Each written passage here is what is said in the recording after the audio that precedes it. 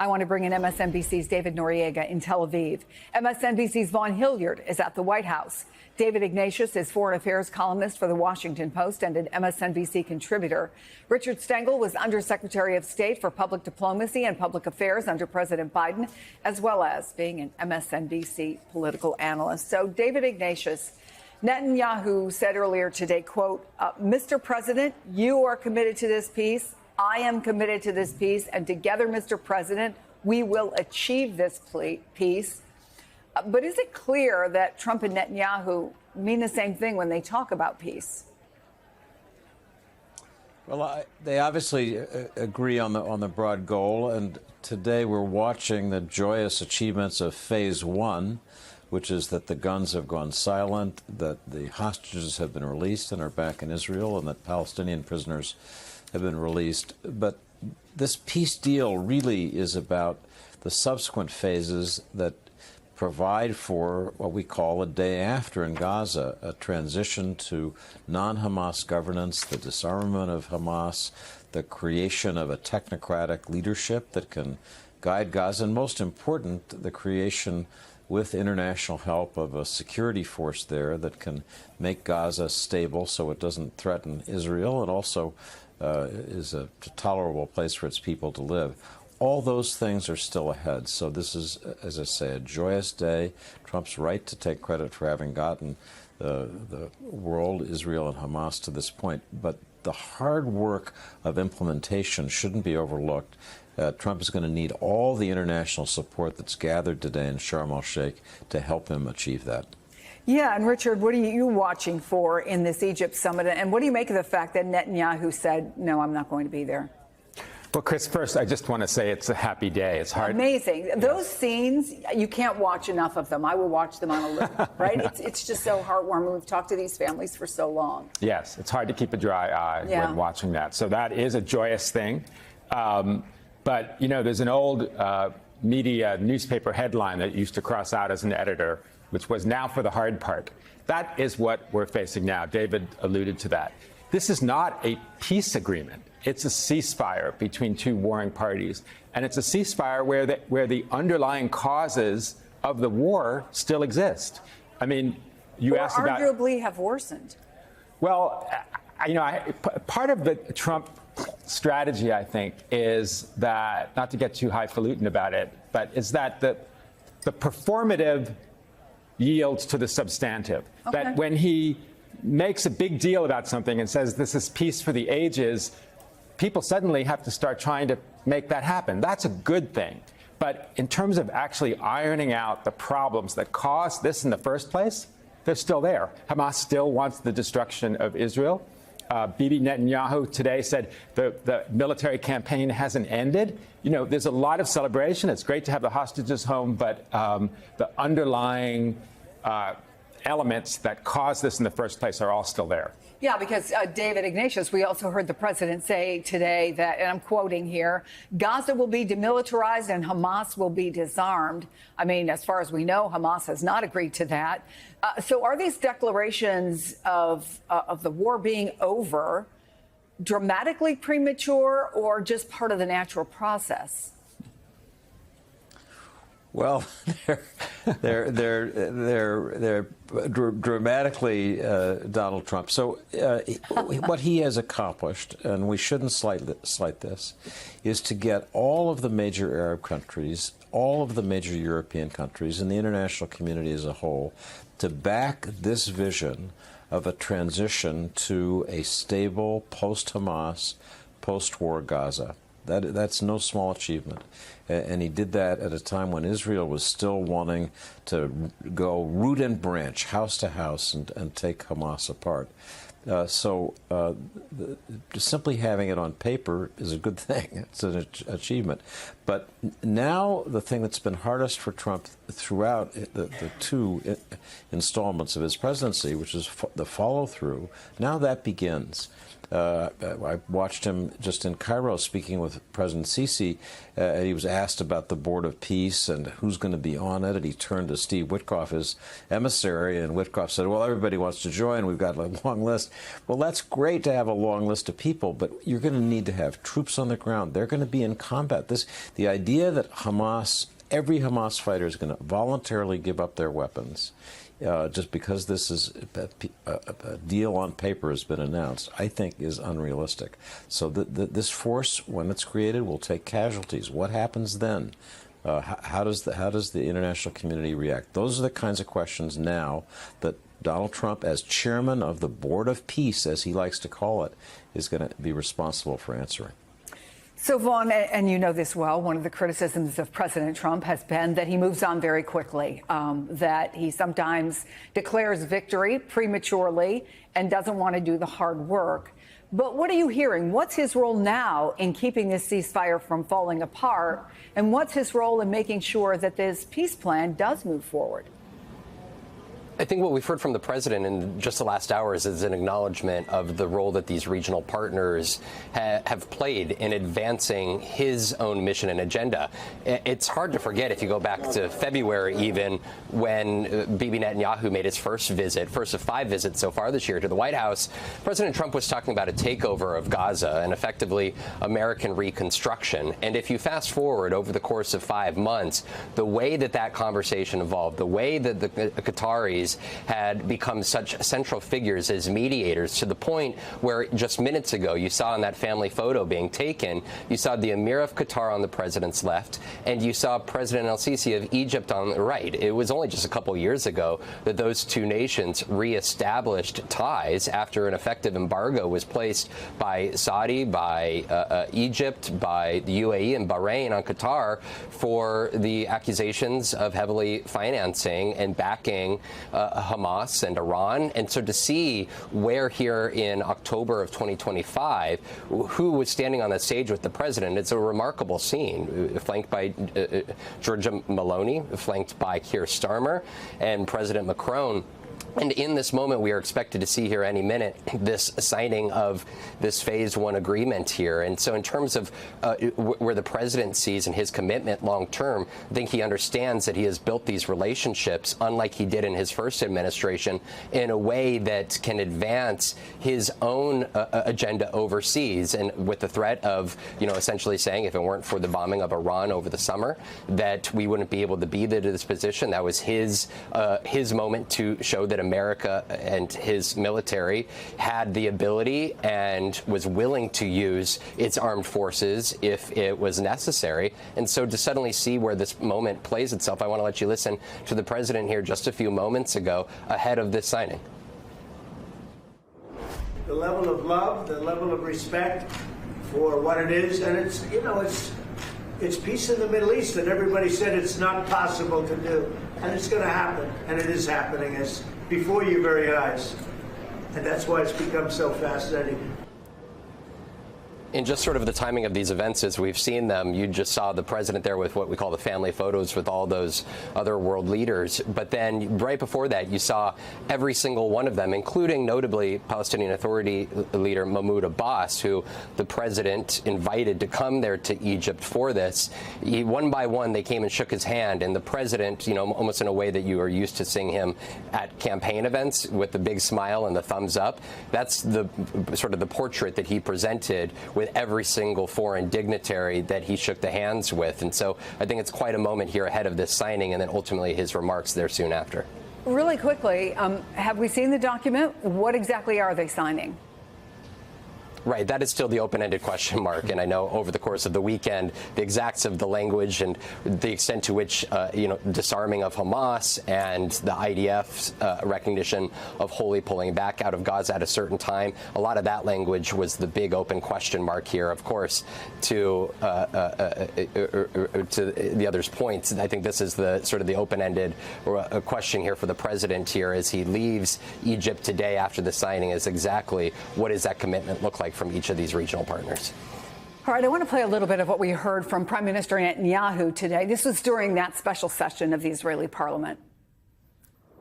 Mr. President, today we welcome you here to thank you for your pivotal leadership in putting forward a proposal that got the backing of almost the entire world. No American president has ever done more for Israel. And as I said in Washington, it ain't even close. Donald Trump is the greatest friend that the state of Israel has ever had in the White House. They're also, Rick, giving him an award that's never been given to anyone who wasn't Israeli. As these negotiations go forward with the hostages now back, does Netanyahu feel empowered by the fact that the hostages are back, feel empowered by the deal that got done, and obviously looking to the guy who was sitting next to him as he was praising him profusely? I think that there had to be, I haven't done a word check, but he said Trump more than any other word, more than hostages probably in that speech. I think that's the president's favorite word, actually. Bibi Netanyahu has been playing American presidents ever since he's been the head of Israel, even when he was ambassador here to the UN. I'm sure in some way, shape, or form he has said every American president has been the greatest friend of Israel of any American president. The question as to whether this empowers Bibi, and to your former question, why didn't Bibi go? I actually think that was probably diplomatic, which is that he would have been the skunk at the picnic. The head of Qatar, the head of UAE, the head of Saudi Arabia, the head of the Gulf states that are participating. Nobody at this point, just with the ceasefire agreement, wants to pose shaking hands with Bibi Netanyahu, the head of Israel, with 67,000 Palestinians killed in the last 2 years. So, if you're asking me, does this empower him? I'm not so sure. His popularity is now up. It probably will take a different leader of Israel to consummate this Mideast peace deal that Donald Trump is talking about. Again, Trump is putting the cart before the horse, saying there's peace before there is, and hoping that somehow that will help that happen. I would think a different leader of Israel would be the one who would cross that finish line. If Donald Trump's political power lies in being able to convince his supporters of anything and everything, then loud public dissent from inside his coalition, from prominent MAGA influencers, might be the thing that will melt his carefully crafted alternative fact-based reality faster than the Wicked Witch in The Wizard of Oz. And that is exactly what is starting to happen with his brutal and ugly and clunky and wildly unpopular mass deportation scheme. The sight and the sound and the smells of heavily armed federal agents sweeping up people with no criminal records, everyone from grandmas to kids, with arrests everywhere from outside of schools to outside of bakeries, even to a Marine base. Those sights and sounds are proving to be too much for arguably the most influential podcaster in the MAGA-adjacent universe. Here's Joe Rogan. The way it looks is horrific. When you're just arresting people in front of their kids and just normal, regular people that have been here for 20 years, that everybody who has a heart can't get along with that. No. Everybody who has a heart sees that and goes, that can't be right. That can't be right. That can't be the only way to do this. Right. Because you have to think, look, yeah, we have to have a border. Yes, it should have been secure. Yes, they should make sure you know who everybody is before they get in. Yeah. But when people been here for 20 years, like, come on, man. That's crazy. Like, let's find a way. If they've been productive members of society for 20 years, no criminal record, they worked the entire time, they paid taxes, find them a pathway to citizenship. Find a way where you can do this thing that you want to do, which is keep terrorists and cartel members from getting across the border with drugs that kill 100,000 people a year. Okay, but also have a heart. Because if you don't, you're not going to get anybody on your side. If you're doing this stuff publicly, throwing women to the ground, handcuffing people, just for existing on the wrong side of the dirt. Not a criminal. Not the only crime they ever committed was coming over here as a kid. They probably didn't even know what the was going on. Man. You know, a lot of kids got snuck across when they were already born in Mexico. And they've grown up their entire life in America. They can't even speak Spanish. And they could get sent back. I guess our only edit there is they have been sent back. They have been sent back already. Joe Rogan. But a new standard there emerging in American politics and in one of the most influential media bubbles in American politics. The Rogan standard is that it is now, quote, heartless if you were for sending anyone back who's been in the country 20 years, anyone other than, quote, terrorists and people coming in with drugs, have an effing heart. And if you do it anyway, you don't have one. But importantly, because he's said things before and we didn't lead with them, he's not alone. Disapproval and unease with Trump's mass deportation scheme extends to some of Trump's most diehard elected supporters as well. Never thought I'd say this, but here's Republican Congresswoman Marjorie Taylor Greene making a lot of sense on a podcast over the weekend. We have a labor force in America across many industries that has been built on illegal labor. That's a fact. That also cannot be ignored. And as a conservative and as a business owner in the construction industry and as a realist, I can say we have to do something about labor, and that needs to be a smarter plan than just rounding up every single person and deporting them just like that. Right. So, and I'm going to get pushback on that, but it's, yeah. I'm just living in reality from here on out. Plenty to not like about Marjorie Taylor Greene and Joe Rogan.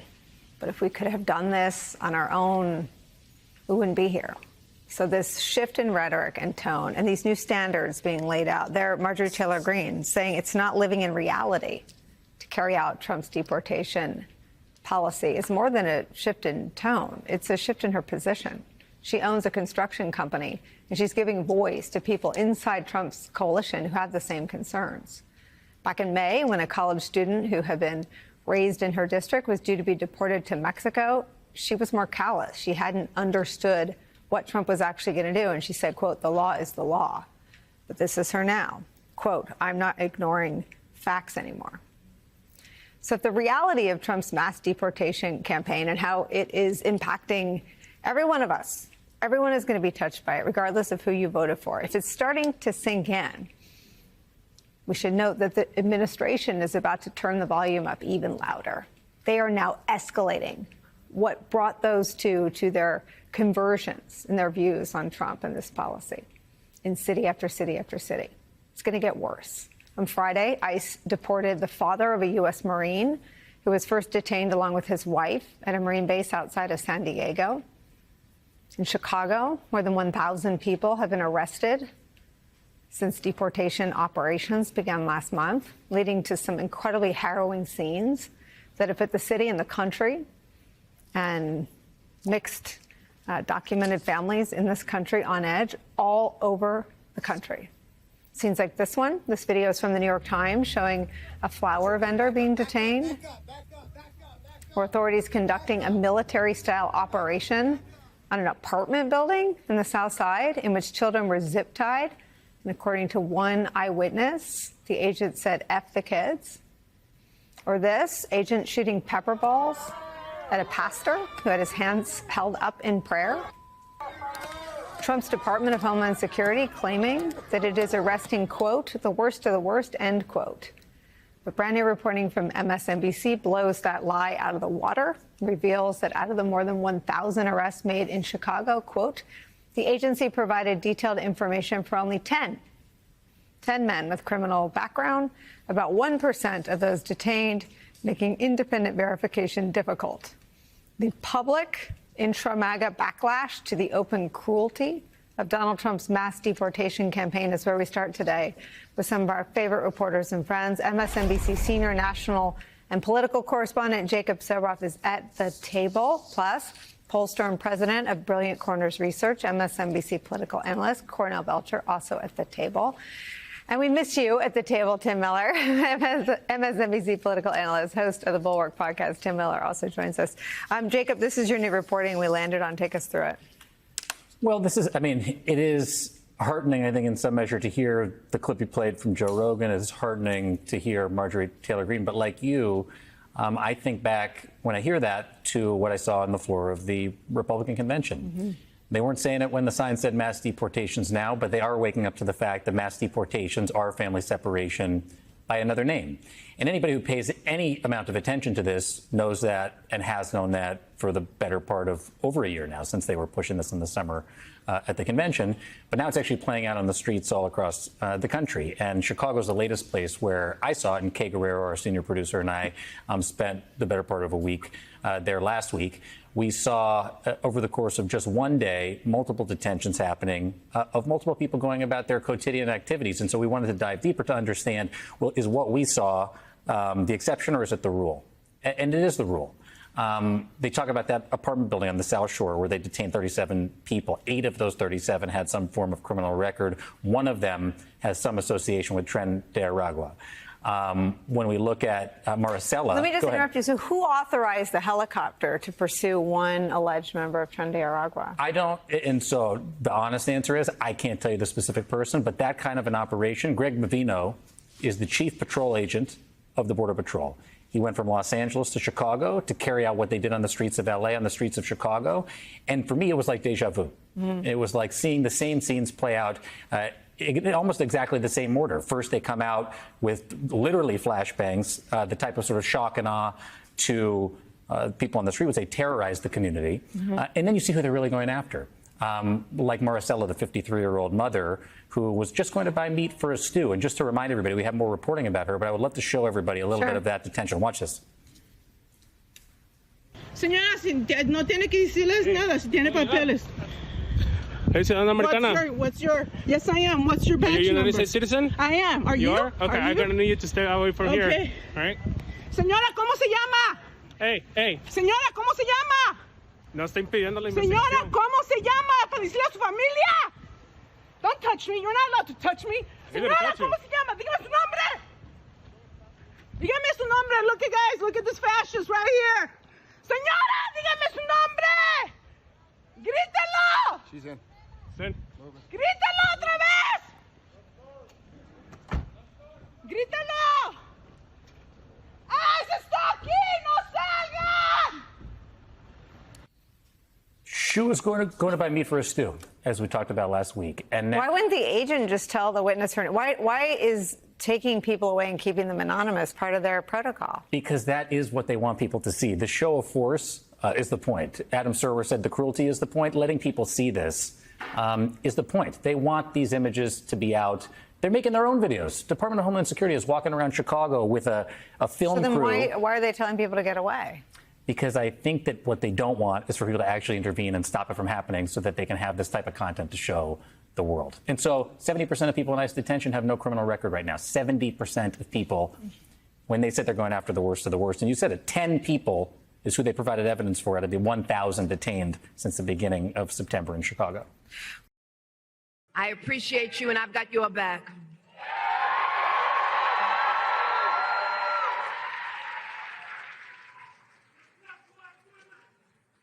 Yeah.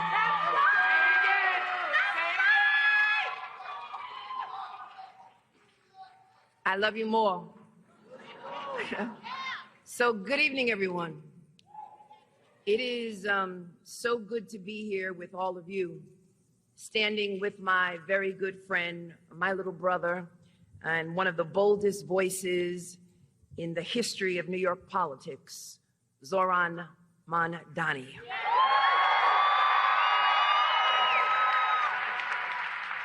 We are here tonight because we are ready to turn the page on the cynical, broken politics of the past. We are ready to build a city that works for the people who actually make it run. Working people, the teachers, the nurses, the drivers, the home health aides, the firefighters, the police, not just for those at the top, but for working people who built this city from the ground up. And we are living through twin crises, a crisis of affordability and a crisis of wage stagnation. Rent is up, and yes, it is too damn high. Groceries cost more, and too many families are living from one paycheck to the next. And childcare is too expensive, and too many New Yorkers are leaving the city because of failed policies of this city and state.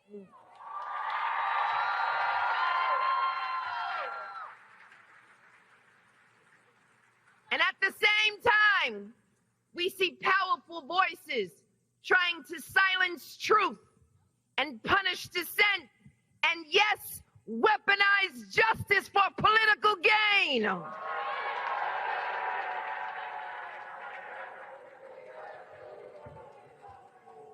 We are witnessing the fraying of our democracy, the erosion of our system of government.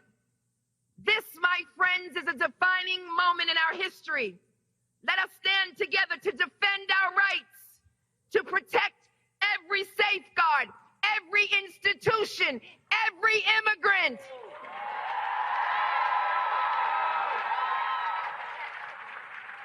Every norm and every rule of law. You see, I know what it feels like to be attacked for just doing your job. But I also know what it feels like to overcome adversity.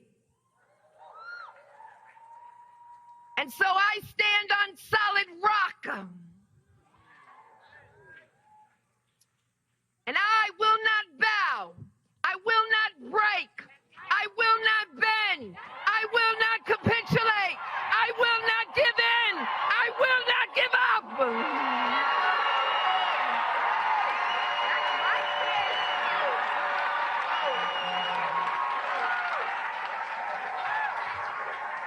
You come for me, you gotta come to all of us.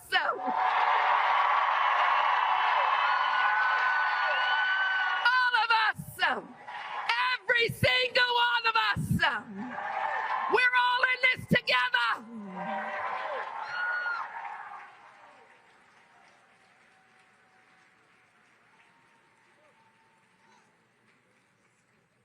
You see, I've learned to stand on the shoulders of my ancestors who've been before, who came before me and weathered the storm.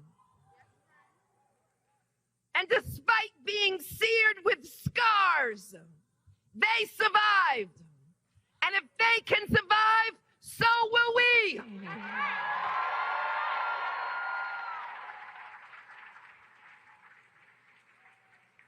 So over the last few days, I've summoned their strength and their courage.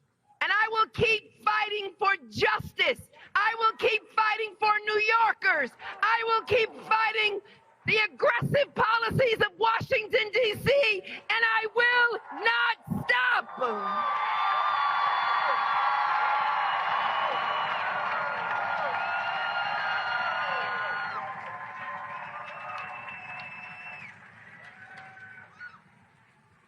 I won't give up, and I won't give in. So we have no time to linger and focus on pettiness and revenge. We've got to press on, press forward, continue the journey, claim the victory. Triumph over fear and courage. Courage, my friend, is resistance to fear.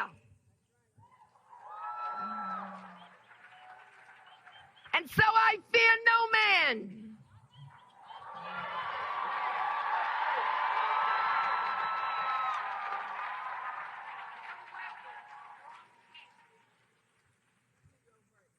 I see the courage that is embodied in Zoran.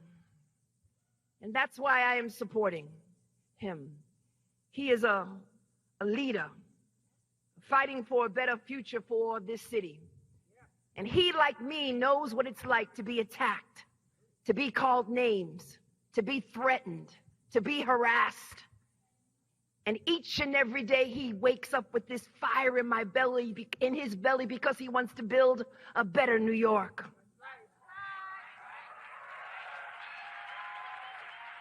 He recognizes that justice is more than just a word, that justice must be made real, that there are people struggling each and every day in this city. And all you have to do is drive around in this city and see all of the lines in the food pantries and all of those who are just trying to put their nickels together to make ends meet.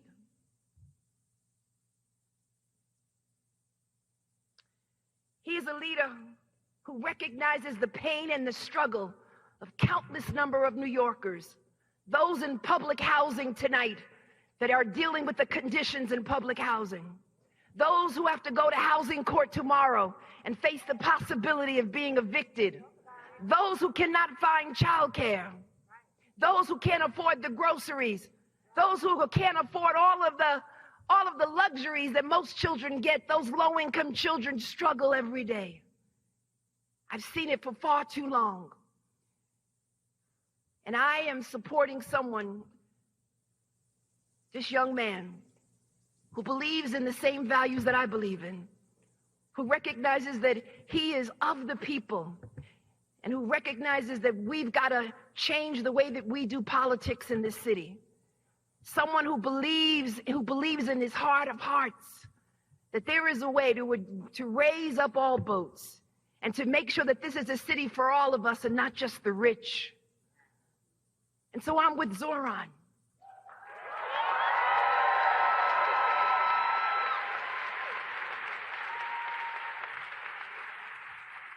So let's turn this page. Let's knock on those doors. Let's canvass and talk to our neighbors and tell them the good news. And let's lift up the spirits of those individuals who have been left behind, who don't believe in the sunshine of opportunity, who don't believe in access, who don't believe in politics.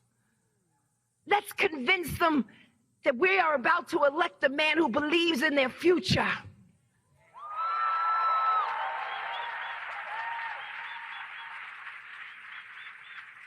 Let's lift the spirits of those who feel hopeless and left out and ignored. Tell them that they are not alone, that we stand with them. Tell them that they are more powerful than they really know, and that their voices will be heard at the ballot box, and that he who endures shall conquer.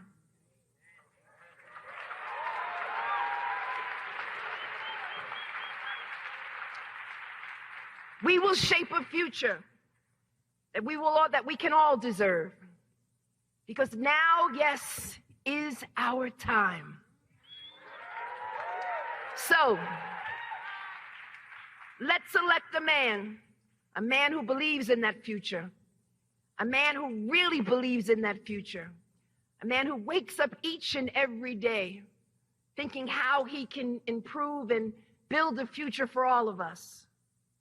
He's a fighter for a better day, a man who believes in big dreams for all of us. If you believe in Zoran, and if you believe in, again, making sure that all of us will be okay, then right now I need all of you to make some noise.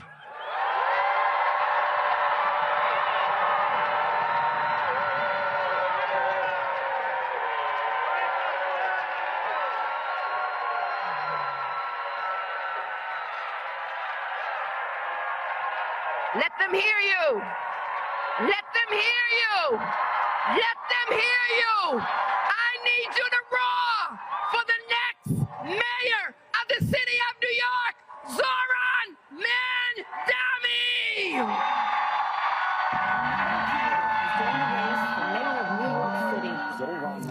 I will just note that was New York Attorney General Tish James at a rally in support of Zoran Mandami. Again, he's running for mayor of New York City. The election is just weeks away. She said a number of things. First, when she came out, the crowd broke out into chants of "We love Tish." She started out talking about Zoran, and then the moment that people were waiting to see what happened, they turned to Tish James. She talked about herself. She said, "We are witnessing the fraying of our democracy, the erosion of our system of government." She talked about standing together to defend our rights, every norm, every rule of law, every immigrant. She said, "I know what it feels like to be attacked for just doing your job, but I also know what it feels like to overcome adversity." She talked about her forefathers not giving in, and she was defiant. She said, "You come for me, you got to come through all of us." She said, "I will not keep fighting." Line. The fact that she was connecting what was happening to her to Yeah, no, I agree with that. I very much agree with that. And we'll see how this translates for New Yorkers and how it translates, to your point, Simone, around the country. Around the country. President Trump continued to demand these prosecutions of his own opponents.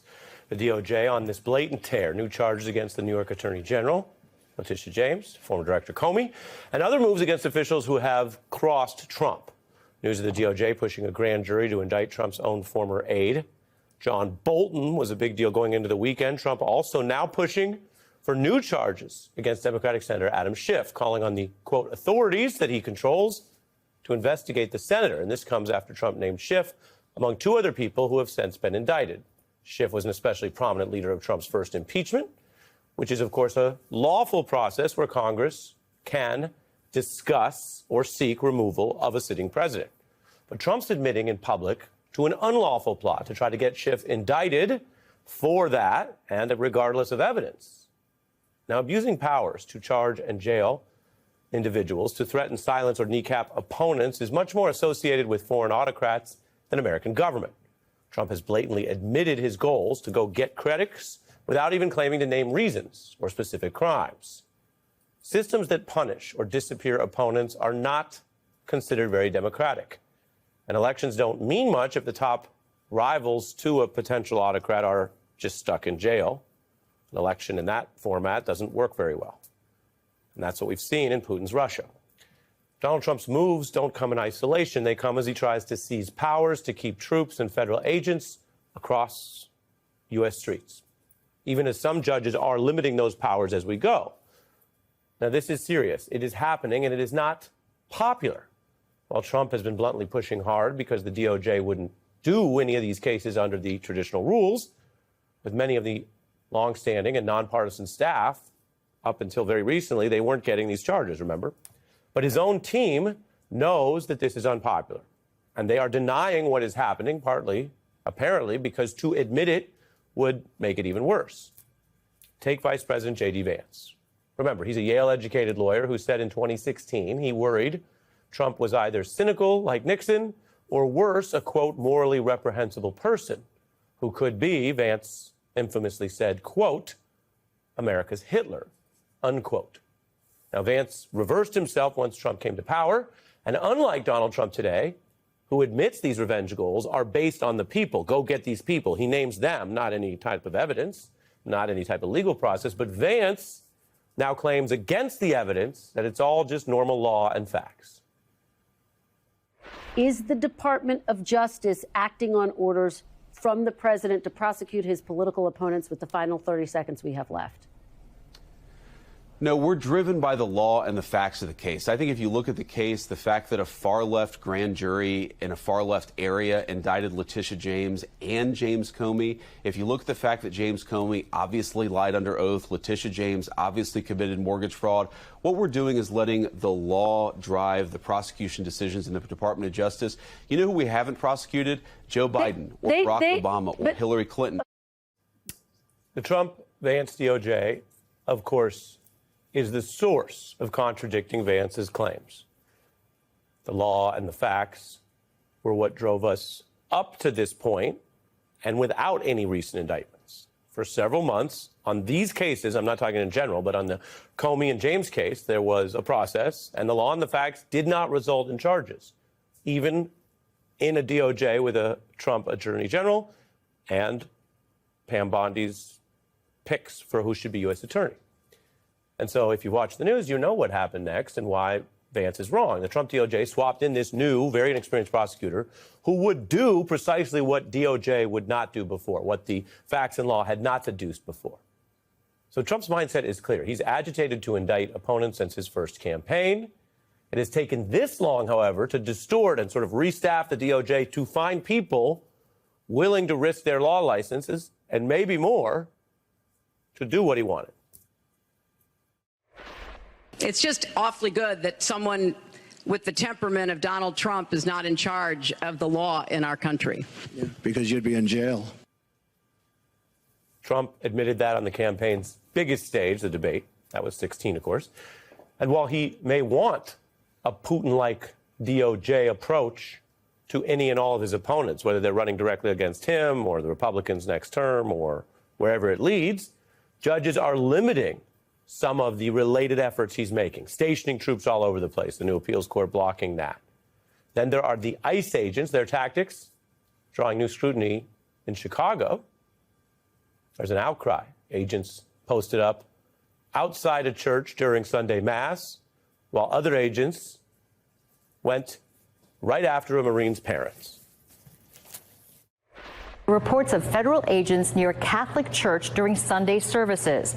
The priest on video urging his parishioners to leave Mass with extreme caution. Churchgoers leery to leave their parish. The Catholic priest gave an unexpected warning to parishioners, urging them to leave cautiously because immigration officers were reportedly in the area. I think they've been casing the church. The parents of a U.S. Marine are being detained by immigration officials. Her family was coming to take her and her husband to breakfast on September 28th when they were stopped at the gate, and Steve says ICE arrived. Another weekend of federal law enforcement efforts with the government vowing there will be more. And there is a growing opposition to this, even though, remember, we are in a time in America, not unlike the McCarthy era, where some of the opposition is even more muted than it would normally be because some people are understandably afraid or getting more quiet or just avoid politics at church and at work. And I'm not here to lecture you about who can do what when. People make up their own minds in a democracy, kind of the whole point, about how to involve themselves, when and how to stand up if they choose to. But even against that effort at muting, at censorship, at the FCC late night agenda, even against all that, we see a wider group of people, from conservative podcaster Joe Rogan to MTG recently calling out ICE. I'll show you that later tonight. To President Obama, who is careful not to speak out all the time. He's not running a daily politics podcast, but has chosen again this inflection point. He's speaking out again about these problems, what Trump does, and what he views as the bias and how it's all covered. If I had sent in the National Guard into Texas and just said, you know what, a lot of problems in Dallas, you know, a lot of crime there, and I don't care what Governor Abbott says, I'm going to kind of take over law enforcement because I think things are out of control. It is mind-boggling to me how Fox News would have responded. This is the crackdown, and it goes from the selective prosecutions to the ICE tactics to a president who in year one is testing how far he can get away with having troops and agents out on a regular basis all over the country in year one. So what do you think he'll do if he gets away with it going into year two, the midterms, let alone year four, whether we ever have peaceful transfers of power in this country?